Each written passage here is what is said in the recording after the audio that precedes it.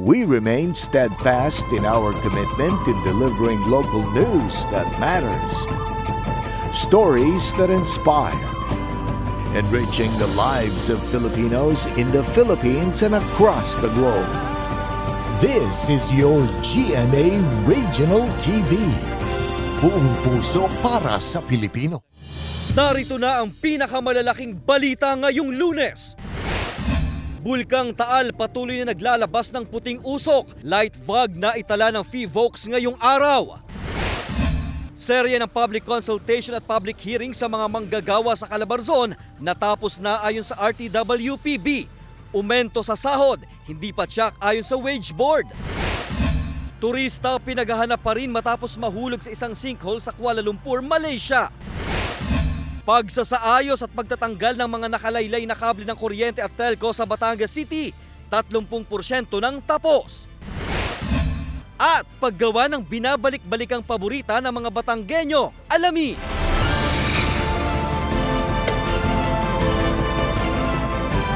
Ito ang GMA Regional TV, Balitang Southern Tagalog. Magandang hapon mga kapuso, narito na ang Balitang Southern Tagalog. Hatid namin ang mga pinakamalaki at pinakahuling balita sa Timog Katagalugan. Live mula rito sa GMA Batangas Station, ako po si Ace Medrano. Patuloy na naglalabas ng puting usok ang Bulkang Taal sa Batangas. Ang PHIVOLCS nakapagtala ng light fog ngayong araw. Ang detalye sa report ni Paul Hernandez. Nagpapatuloy pa rin ang degassing activity ng Bulkang Taal. Sa videong ito, kita ang puting usok sa himpapawid na mula sa main crater ng bulkan kahapon ng umaga. Nabalot muli ng volcanic smog o vag ang lawa ng Taal at mismong isla tanghali kanina. Yung kanina, around 6 a.m. halos 0 meters per second yung surface wind speed. Ngayon, medyo nagkakaroon na tayo ng pagbugso. Ang emission o ibinugang usok kaninang umaga, umabot sa 1,500 hanggang 1,800 meters ang taas. Inaasahan na lang ng PHIVOLCS ang tuloy-tuloy na pagbilis pa ng takbo ng hangin para malusaw ang vag. Based sa wind trajectory forecast ng Pag-asa, for today talaga, around August 26, ay relatively magiging mabagal ang hangin. We are hoping na until the afternoon time ay magkaroon pa ng bugso ang hangin natin. Walang naitalang pagyanig sa Taal Volcano na nasa alert level 1 pa rin hanggang ngayon. Bawal pa rin ang pamamasyal sa isla o pulo na itinuturing ng permanent danger zone. Kasama si Kel Ravaca, Paul Hernandez. Balitang Southern Tagalog. Nasabat sa checkpoint sa Ibaan, Batangas ang 25 buhay na baboy na lula ng L300 van at walang kaukulang dokumento. Nakatutok si Denise Abante.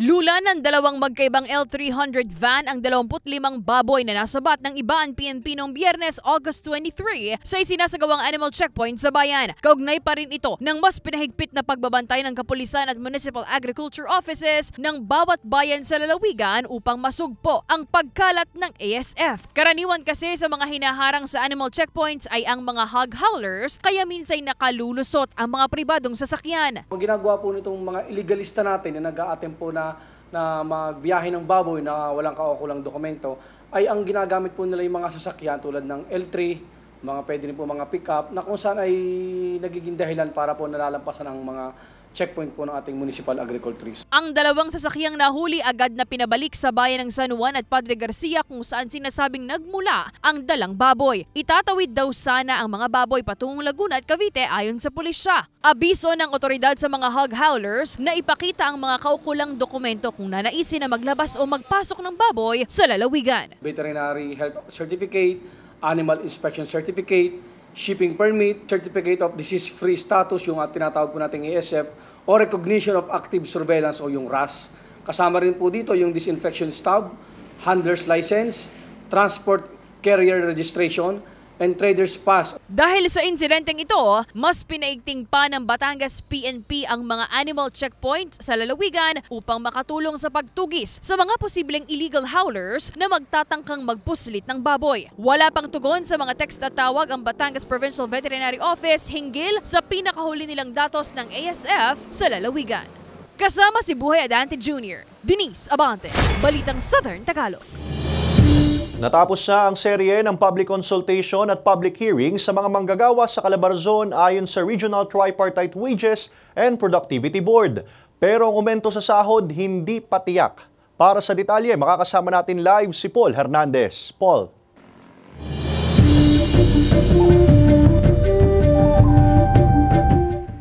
Ace, hindi pa masabi sa atin kung magkano yung magiging aumento sa sahod sakali mang maaprubahan ng board dahil kasama ito sa pag-aaral at deliberasyon. Pilit itinataguyod ng amang si Lawrence ang buhay ng pamilya niya bilang isang lineman. Katuwang daw niya sa trabaho ang asawa. Hindi ko kaya. Hindi ko na alam. Siguro talagang kahit na kailangan maghanap na yung extra makikipagkakitaan. Kasi kung ito lang, hindi kakasya kung ako lang eh. Tuwing holiday at kung may overtime, nakakabawi-bawi siya ng kita. Hiling niyang tumaas ang sahod sa gaya niyang minimum wage earner. Nahihirap din kasi mataas sa bilihin. Siyempre, yung pamilya, yung mga anak mo, siyempre, malaki mag-aaral. Natapos na ng Regional Tripartite Wages and Productivity Board Region 4A o RTWPB Calabarzon ang serye ng public consultation at public hearing. Dito, sumalang ang mga petisyon at dininig ang opinyon ng mga labor group at stakeholders para sa hiling na aumento sa sahod. Yung petition na yun ay mag-form part ng review doon sa wage deliberation. Pagdating doon sa hinihiling nilang 750 pesos. Ayon sa RTWPB Calabarzon, hindi pa 100% may bagong wage increase para sa mga manggagawa. Sa susunod na buwan pa raw malalaman ang desisyon. Una, yung good news, yung inaasahan ng marami na magkakaroon na tayo ng bagong wage order. At syempre, yung bad news, hindi natin ito pwedeng discount, ay yung tinatawag natin resolution na kung saan sasabihin ng board officially na hindi pa napapanahon ang pag-a-adjust ng ating mga minimum wages. Hindi pa masabi ng RTWPB Calabarzon kung magkano ang posibleng maging aumento. Sa kasalukuyan, 479 pesos hanggang 520 pesos ang minimum wage sa Calabarzon Region. Sa Setyembre noong nakaraang taon ng pinakahuling wage adjustment. Ace, na ibahagi sa atin ng RTWPB Calabarzon ay isa sa mga sinisilip nilang batayan o di kaya konsiderasyon para dito sa wage hike ay yung inflation o yung pagtaas ng mga presyo ng bilihin o di kaya serbisyo. Ace. Maraming salamat, Paul Hernandez. 30% nang tapos ang pagsasaayos at pagtatanggal ng mga nakalaylay na kable ng kuryente telco sa Batangas City. Ayon yan sa TDRO. Narito ang report ni Denise Abante. Mga nakalaylay na kable, buhol-buhol at pinuluputan na ng mga baging. Ganyan ang mga kableng itinuturing na eyesore at nakababahalang naglipa na sa mga gilid ng kalsada sa lungsod ng Batangas na siyang mahigpit na ipinatatanggal at ipinasasaayos ng EBD Task Force Disiplina sa tulong na rin ng TDRO Batangas City. Pagpasok pa lamang ng taon, puspusa na ang pagpapatanggal nito sa mga telco at ilan pang service providers. Sa lungsod po ng Batangas, sa kasalukuyan, masasabi po natin siguro na pagdating sa pagpasaayos sa mga kable, nasa mahigit sa 30% na po tayo.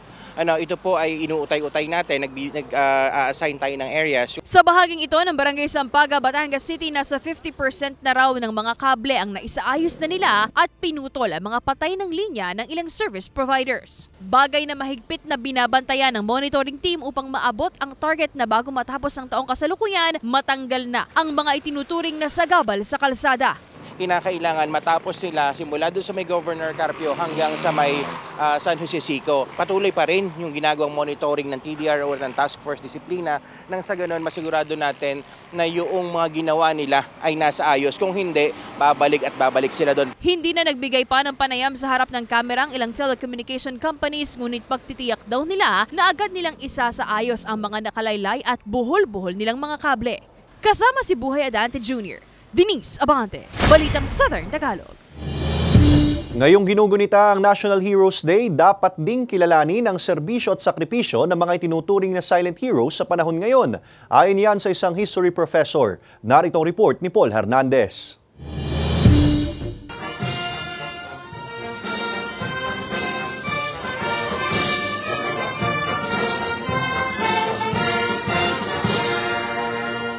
Sa pagsusunog at paglilibing ng mga kupas at sirang watawat ng Pilipinas, ginunita sa Binyan City, Laguna ang Araw ng mga Bayani. Galing ang nasa 40 bandila mula sa mga eskwelahan at mga ahensya ng gobyerno sa lungsod. So kagaya po ng ating mga pambansang bayani, napakalaki rin po ng role na ginampanan ng ating pambansang watawat kasi yung kanila pong pagsisimbolo sa ating isang malayang bayan ay isa pong kabayanihan din. Silang mga bayani sa nakaraan na tanging sa mukha at ngalan na lamang magugunita, inaalala sa katapangan, pagiging martir at paglaban sa ating kalayaan. Kung ano man yung mga ginawa nila noon, kung ano mga naging contribution nila sa kasaysayan natin, sila yung mga maaaring maging kapulutan natin ng aral para kumbaga mas lalo pa nating ma-develop yung ating mga sarili. At silang patuloy na nagsusumikap at lumalaban na mukha ng bayani sa kasalukuyan. Marami sa kanila magulang na ang tanging sandata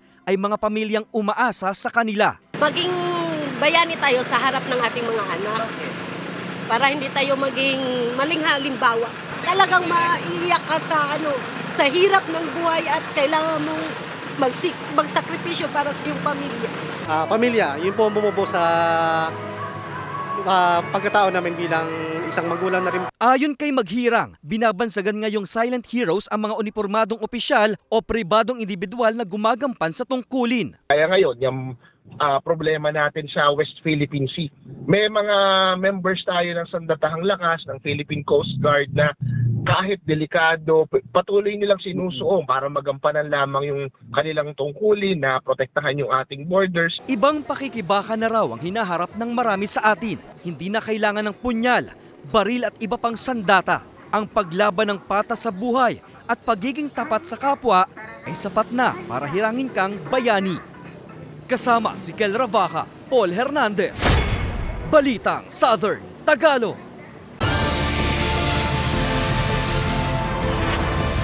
Ito ang GMA Regional TV.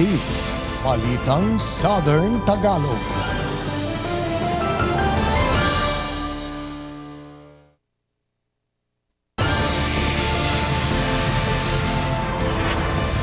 Ito ang GMA Regional TV. Balitang Southern Tagalog.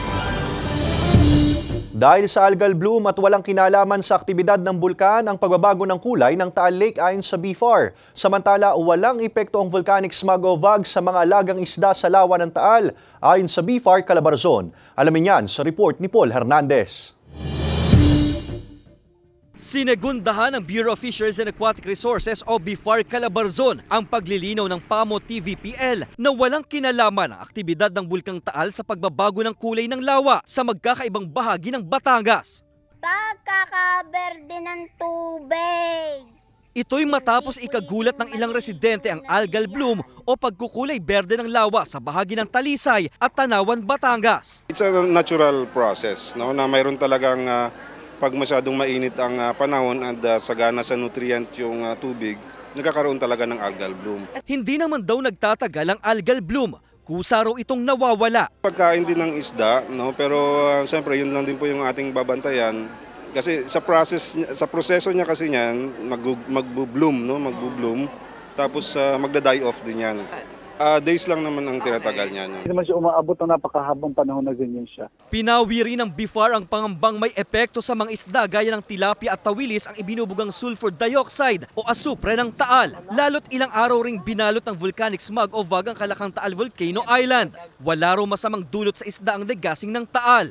Wala ding reported na mortality, no, hanggang sa ngayon. Ang pagtitiyak ng BFAR sa publiko, ligtas mag-harvest at pwedeng-pwede raw kumain ng mga huling isda mula rito sa lawa ng Taal. Kasama si Kel Ravaca, Paul Hernandez, Balitang Southern Tagalog. Sa Globalita, patay ang 13 katao habang 20 iba pa ang sugatan sa nangyaring landslide sa Phuket, Thailand. Samantala, pinaghahanap pa rin ang isang turista matapos mahulog sa isang sinkhole sa Kuala Lumpur, Malaysia. Ang detalye sa report ni Denise Abante. 13 katao ang nasawi kabilang ang magkasintahang Russian sa nangyaring mudslide sa Phuket, Thailand. Makikita sa aerial footage ang pagguho ng putik malapit sa estatwa ng Big Buddha, isang kilalang tourist destination sa katimugang bahagi ng bansa. Resulta ito ng malalakas na pag-ulan sa lugar noong nagdaang linggo. Ayon sa otoridad, bukod sa nasawing Russians, siyam sa mga napaulat na namatay ay mga migrant worker mula sa Myanmar at ang dalawa naman ay Thais. Nasa 20 katao naman ang sugatan at mahigit 200 pamilya ang apektado sa nangyaring trahedya. Sa kuha ng CCTV sa isang sidewalk sa Kuala Lumpur, Malaysia, makikita ang isang babaeng naglalakad nang biglang lumitaw ang isang sinkhole. Nahulog sa butas na may lalim na 8 metro ang babae. Muntik na ring mahulog sa butas ang isa pang lalaki. Maswerteng nakakapit ito at nakalabas din sa butas. 3 araw nang hinahanap ang turista sa 7 kilometrong kanal na nakadugtong sa sinkhole. Inaalam pa kung bakit nagka-sinkhole sa lugar. Denise Abante, Balitang Southern Tagalog. Inaasahang dadagsa ngayong hapon hanggang gabi sa Lipa City Bus Terminal ang mga pasaherong magbabalik trabaho matapos ang long holiday weekend. Narito ang report ni Paul Hernandez. Nakapahinga at bakasyon ng ilang araw sa Ibaan, Batangas ang mga anak ni Regine. Ngayong Lunes, balik Payatas, Quezon City na sila. Balik eskwela na sila pagkatapos ng long holiday weekend. Masaya naman po sila kahit papano, at least nakabakasyon. Maluwag pa kaninang umaga ang sitwasyon sa bus terminal sa Lipa City. Kakaunti pa ang mga lumuluwas galing bakasyon. Ngayong hapon hanggang gabi ang posible raw na buhos ng mga pasaherong pabalik sa Metro Manila. Paunti-unti pa, isa-isa, dalawa, mamayang hapon hanggang gabi. Naka-standby lang daw ang karagdagang bus units na magsasakay ng mga pasahero. Sa ngayon, ang na-deploy na ngayon, sa bus namin 19 na. Ito, last na to, wala na. Antay na lang kami yung galing sa Cubao. Paniniguro raw ito para hindi magkulang ng bibiyahing bus, lalo't inaasahan din na hindi agad makababalik ang mga pampasaherong bus sa terminal dahil sa nakikitang matinding traffic sa expressway. Kasama si Kel Ravaca, Paul Hernandez, Balitang Southern Tagalog. Inaasahang dadagsa ngayong araw ang mga pasaherong pabalik ng Maynila at ilang karatig probinsya, kaya ang seguridad sa pantalan at ilang terminal ng bus mahigpit pa ring ipinatutupad. Ang detalye sa report ni Denise Abante. Maluwag pa ang sitwasyon sa loob ng passenger terminal building ng Batangas Port mag-aalas 9 ng umaga kanina. Wala ring pila sa mga ticketing booth. Halos wala ring tao pagpasok ng passenger waiting area. Ang pailan-ilang pasahero gaya ni Aling Leonora patawid na ng Puerto Galera mula pa sa Malvar, Batangas. Habol daw sana nila ang pang-alas 8 na biyahe ng barko ngunit hindi umabot. Mas mabuti na raw ang magtawid dagat ngayong araw kaysa sa mga susunod pang araw. Ay, may work na bukas. Bukas may pasok na. Ligtas sila sa kapamakan. Ayon sa pamunuan ng Pantalan, posibleng umabot sa humigit kumulang 6,000 pasahero ang babalik sa Batangas at iba pang karatig probinsya ngayong Lunes. Mahigpit pa rin ang pagbabantay ng mga otoridad sa Pantalan. Ipinagbabawal pa rin ang pagdadala ng mga matutulis na bagay at flammable materials. Kung maluwag pa sa Pantalan kaninang umaga, dagsa naman ang mga pasaherong pamaynila magtatanghali kanina sa Batangas City Grand Terminal. Inaasahan kasi ng pamunuan na ngayong araw magsisibalikan ng nasa humigit kumulang 7,000 hanggang 9,000 pasahero na umalis noong weekend. Dahil may normal average po tayo na 5,000 daily, ay halos kalahati no, nadagdag pa nung nagdatingan sila dahil sa haba nga ng weekend na to. Nakausap natin yung mga operations nila na hindi sila magkukulang. Wala pa naman tayong recorded na na-stuck na pasahero o na-stranded. At lahat naman po pagkasakay, maalis din agad. Bitin man daw ang long weekend para sa ilan gaya ni Colleen at Rensha, kailangan pa rin daw magtrabaho para muling makaipon. Masarap daw sa pakiramdam na kahit papaano ay nabisita nila ang kanilang pamilya sa Batangas City. Nagkaroon kami ng family bonding. Bitin po. Masaya naman kasi nag-enjoy naman kami with the family. Maghahabol po ng mga na-pending po ngayong weekend since feel ko po madami pong ngayon. Worth it naman po kasi nakapahinga po, nakapag-spend time with family kasi hindi po kami uwian Tiniyak ng pamunuan ng terminal na sapat ang mga bibiyaheng bus hanggang alas 8:30 ng gabi at ang pinakamaagang biyahe bukas na magsisimula ng alas 4 o alas 5 ng umaga. Panawagan ng pamunuan ng Batangas City Grand Terminal sa mga pasahero. Yung mga magdadala naman po ng mga patalim, wag na po natin ilagay sa katawan, isurrender agad po natin para mabalutan agad ito at may bigay sa mga konduktor ng bus para may ilagay sa mga estribo nila. Kasama si Buhay Adante Jr., Denise Abante, Balitang Southern Tagalog.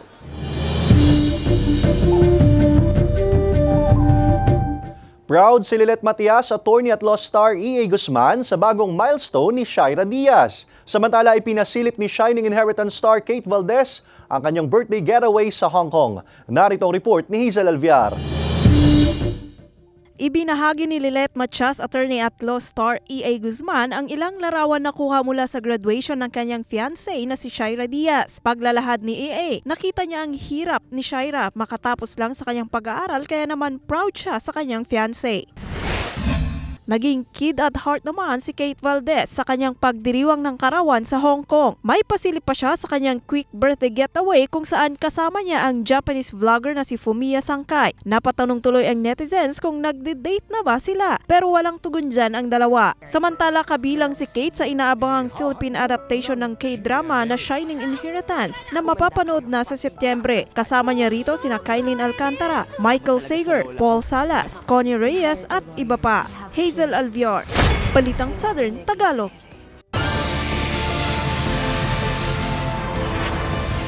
Ito ang GMA Regional TV, Balitang Southern Tagalog.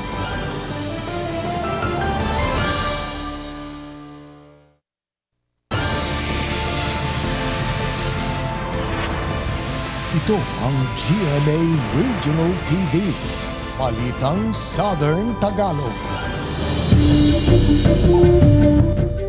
Mga kapuso, ito ang inyong GMA Regional TV interview sa Balitang Southern Tagalog. Ngayong araw, ginugunita natin ang National Heroes Day bilang pag-alala sa natatanging sakripisyo ng mga bayani ng ating bayan. Kaugnay niyan, makakapanayam natin si Ginoong Eufemio Jun Agbayani III, ang Historic Sites Development Officer 2 ng NHCP. Magandang hapon, Sir Jun.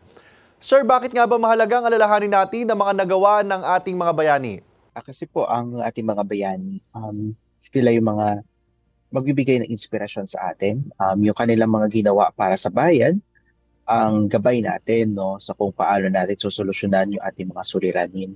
Pag inaalala din natin yung ating mga bayani at kung paano sila nagsakripisyo sa ating bayan, natatanto natin na yung mga benepisyong napapakinabangan natin ngayon, yung kalayaan natin magsalita, kalayaan nating kumilos, kalayaan nating pumunta sa kung saan man tayo nais pumunta, yung kalayaan natin na pumasok sa anumang larangan, lahat po yan ay pinaglaban at pinagtulungan na mapanalo ng ating mga bayani. At ang maganda po nito, ang kabayanihan po ay hindi nagtatapos sa kasaysayan. Marami po tayo mga kababayan sa kasalukuyang panahon na nagiging bayani dahil sa kanilang pag-aalay ng kanilang buhay, pag-aalay ng kanilang talino, kakayahan, at marami pang iba para sa ikauunlad, para sa ikaangat ng ating buhay, para sa ikararangal ng ating bansa. Sir, maraming nangyayari sa ating bansa sa kasalukuyan, kabilang na ang issue sa West Philippine Sea. Paano ba tayo maging isang bayani o paano tayo makatutulong sa ating bansa kahit sa simpleng pamamaraan lang? Alam niyo po, una sa lahat yung pag-iisip na nagsisimula sa isip yan . Dapat isipin natin, higit sa ating sarili, yung ating kapwa, yung ating bayan. I-consider natin yung kapakanan ng kapwa more than ourselves. Lalo na sa usapin ng West Philippine Sea, marami sa ating mga kababayan nakakalungkot. Ang tingin sa West Philippine Sea ay dagat lang naman yan. Or wala naman tayo makukuha dyan. Bakante lang naman siya na lupain. Pero kailangan ma-realize sa ating mga kababayan, may mga kababayan tayo nakatira sa West Philippine Sea, may mga kababayan tayo nakikinabang sa yabang dagat nito. At yung padaigdigang batas ang nagsasabi sa atin na atin yan, atin yung mga resources na nandiyan. Yung magsabi na hindi natin yan dapat ipagtanggol o hindi natin kayang ipagtanggol ang karagatang ito mula sa pananakop ng dayuhan, malaking kataksilan yan na dapat nating ma-address. Pangalawa, para matanto natin kung gaano kalaki yung sakripisyo ng ating mga kababayan para sa ating kalayaan, dapat mag-aral tayo ng kasaysayan. At yung kasaysayan na hindi lamang kung ano lang yung naituro sa atin sa paaralan, kundi yung proseso. Proseso ng pag-aaral ng kasaysayan, na tayo naghahanap ng mga ebidensya, sinusuri natin ito ng maayos bago tayo gumawa ng mga konklusyon. At kapag nakagawa ng konklusyon yung mga academic natin ng historians, kapag sila ay nakapagsaliksik ng maayos, dapat natin silang pakinggan, basahin, aralin, at tingnan anong mga aral sa kanilang mga akda ang pwede nating magawa sa ating kasalukuyang buhay. Sapagkat yung pag-alaala natin sa mga bayani ay hindi lamang memorization ng names, dates, and places, pero yung pag-alam natin sa kanilang kwento at sa kung paano sila nag-ambag para sa ating bayan. Panghuli na po sir, ano po ang inyong mensahe ngayong araw ng mga bayani? Ngayon po National Heroes Day, wag lang po tayo magpahinga. Ang dami na nating long weekend. Gamitin natin yung panahon ito para alamin yung ating kasaysayan. Marami po malilikhaing paraan para gawin yan. Kahit wala tayong history book sa bahay, nariyan naman po ang internet. Kung maraming mga untrustworthy sources, marami ring trustworthy sources. Marami ring malikhaing paraan para aralin ang ating kasaysayan. Nandyan po ipagbisita natin sa mga museo. Nandiyan po ang panonood ng mga virtual tours, audiovisual presentations, and documentaries na available po sa YouTube channel ng NHCP. Nandyan po yung marami pong mga nagbabahagi ngayon ng kanilang kaalaman sa kasaysayan. Nasa atin po yung masusi at critical na pag-unawa, pagbabasa at pagtanggap. And gamitin natin panahon ito para ma-realize na bagaman tao lamang din yung ating mga bayani, bagaman sila po ay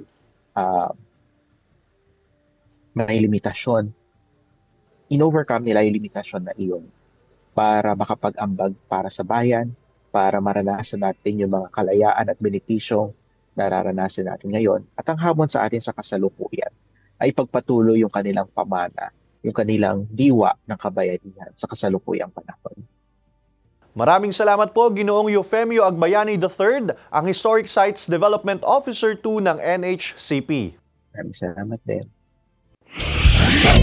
Mga kapuso, ang paggawa ng binabalik-balikang paborita ng mga Batanggenyo ating tikman sa report ni Denise Abante. Tuwing umaga din sa Batangas, wala nang masasarap pang magkapares kundi ang kapeng barako at tinapay. Pero hindi lang basta tinapay na pandesal o loaf bread. Din sa Batangas, ang paborito, paborita. Isang locally made bread na hugis bilog at suwak na pang-agahan o merienda. Minsan pa nga, ginagawa pang hapunan ng mga matatanda. Ang pamilya ni Jerry Bagsit ng Barangay Sorosoro Ibaba ang ilan lang sa mga gumagawa ng paborita sa Batangas City na minana pa raw niya sa kanyang magulang. Pinagpatuloy ko po ang family business para makatugon sa pangangailangan ng aming pamilya. Napakalaki pong tulong kasi dito po kami umaasa, dito po kami nabuhay. Sa matagal na panahon naming ginagawa po ang aming produkto, ay nakatulong po ako sa aking mga magtatrabaho na nabuhay at saka nakapag-aral po ang kanilang mga anak at kaming mga buong ng aming pamilya ay dito po kami umaasa. Bukod sa sariling pamilya, naging malaking tulong din daw para sa ilang trabahador sa bakery ang tinapayan. Gaya na lamang ng 51 anyos na si Ronald na halos 30 taon ng panadero sa bakery na ito. Malaking tulong dahil nakapagparal ako ng anak. Para sa aking pamilya, malaking tulong. Patuloy hanggat malakas. Paano nga ba ginagawa ang paborita? Unang inilagay ang 2 sako ng harina sa mixer. Isinunod ang mixer ng asukal, margarine at mantika. Hinintay ang ilang minuto para mabuo ang tinatawag na masa. Matapos mabuo ang masa, inilipat sa roller. Kapag nakuha na ang tamang texture, ilalatag na sa malinis na lamesa. Lalagyan ng mantika at harina para hindi magdikit-dikit. Sunod ay tutukulin o huhulmahin ang pabilog. Sunod nito ay maaari nang ilagay sa pugon. Pagkatapos ng 10 hanggang 15 minuto, maaari nang hanguin ang paborita at maaari na itong lantakan. Napakalaki ng pagkakaiba ng paborita. Kung tayo bibili pa sa ibang bayan, ay ito'y sariling gawa. Napakasarap. Kasama si J. Armanhares, Denise Abante, Balitang Southern Tagalog.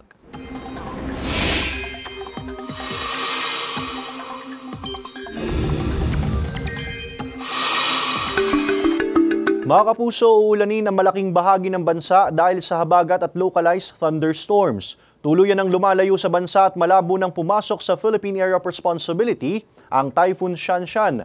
Pero makakaapekto naman ang habagat sa Southern Luzon, Visayas at Mindanao.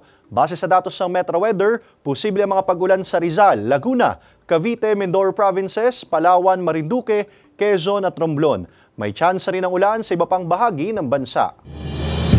Mga kapuso, bukas Martes, August 27, makararanas ng kawalan ng supply ng kuryente ang ilang barangay sa San Jose at Calatagan, Batangas. Magsisimula ito alas 8:30 ng umaga hanggang alas 5 ng hapon.